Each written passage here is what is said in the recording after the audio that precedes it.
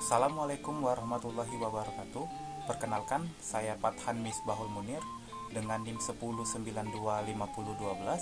Saya berasal dari Sekolah Tinggi Ekonomi Islam Prabu Muli, Prodi Ekonomi Syariah. Di sini saya akan mengerjakan tugas UTS Bahasa Indonesia yang berjudul Kalimat Efektif. Jadi, selamat menyaksikan.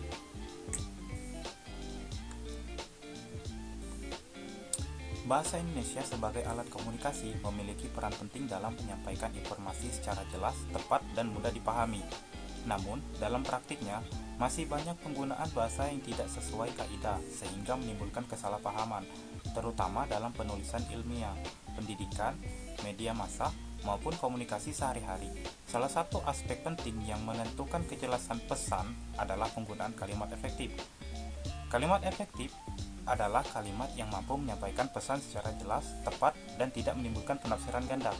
Kalimat efektif menggunakan struktur yang sesuai kaidah tata bahasa Indonesia, serta pilihan kata yang relevan dengan maksud penulis. Kalimat efektif menurut UEB atau Pedoman Umum Ejaan Bahasa Indonesia adalah kalimat yang disusun berdasarkan kaidah kebahasaan yang berlaku, agar pesan atau gagasan dapat disampaikan dengan tepat dan jelas. Menurut KBBI, kalimat efektif adalah kalimat yang mampu menyampaikan gagasan atau pesan penulis secara tepat sehingga mudah dipahami oleh pembaca atau pendengar karena memiliki efek atau dampak yang jelas. Kalimat ini tidak bertele-tele, ringkas, jelas, dan sesuai kaidah tata bahasa yang benar. Kalimat efektif adalah kalimat yang mampu menyampaikan gagasan, informasi, atau perasaan secara tepat dan mudah dipahami oleh pembaca atau pendengar. Kalimat efektif tidak hanya memenuhi kaidah tata bahasa Indonesia, tetapi juga memperhatikan ketepatan pemilihan kata, kejelasan struktur, dan kesesuaian konteks. Dengan kata lain, sebuah kalimat dikatakan efektif apabila pesan yang dimaksud penulis dapat diterima secara utuh tanpa menimbulkan ambiguitas atau penafsiran ganda. Ciri-ciri kalimat efektif. 1. Kesepadanan struktur. Kalimat efektif harus memiliki kesepadanan antara unsur subjek dan predikat.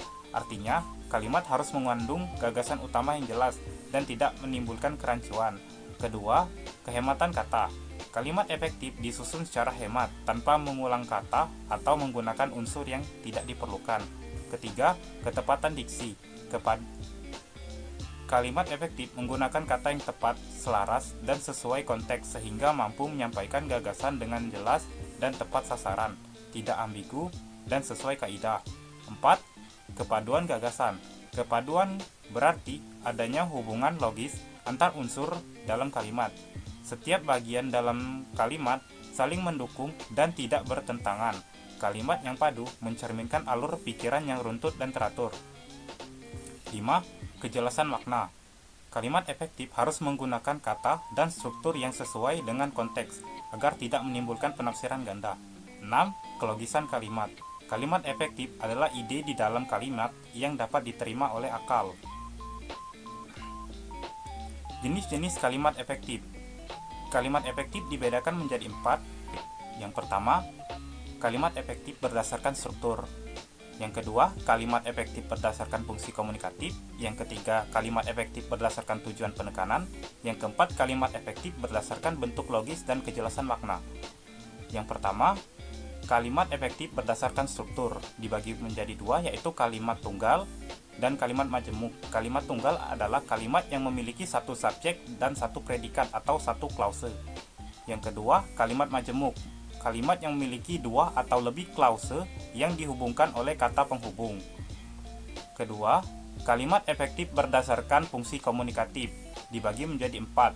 Yang pertama, kalimat deklaratif, kalimat yang menyampaikan pernyataan atau informasi dan biasanya diakhiri tanda titik.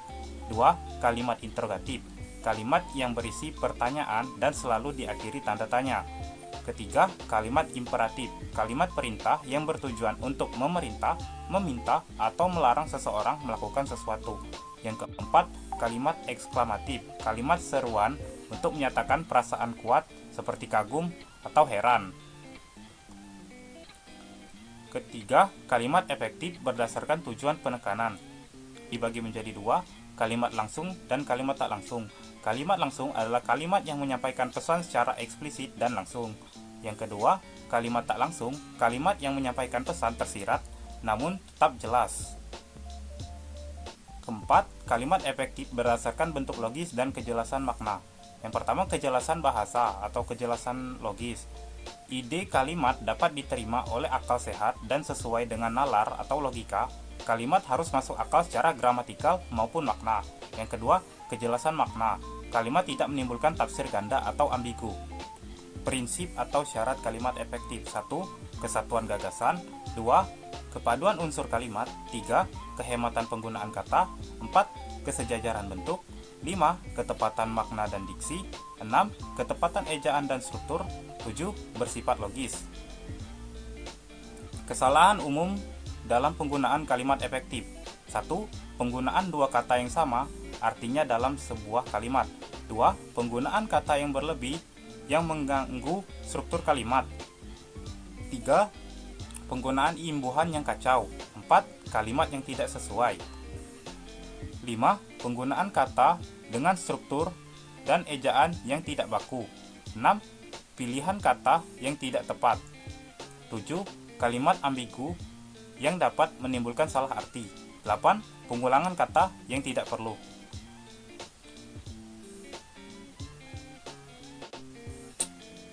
Baiklah, mungkin itu saja yang dapat saya sampaikan.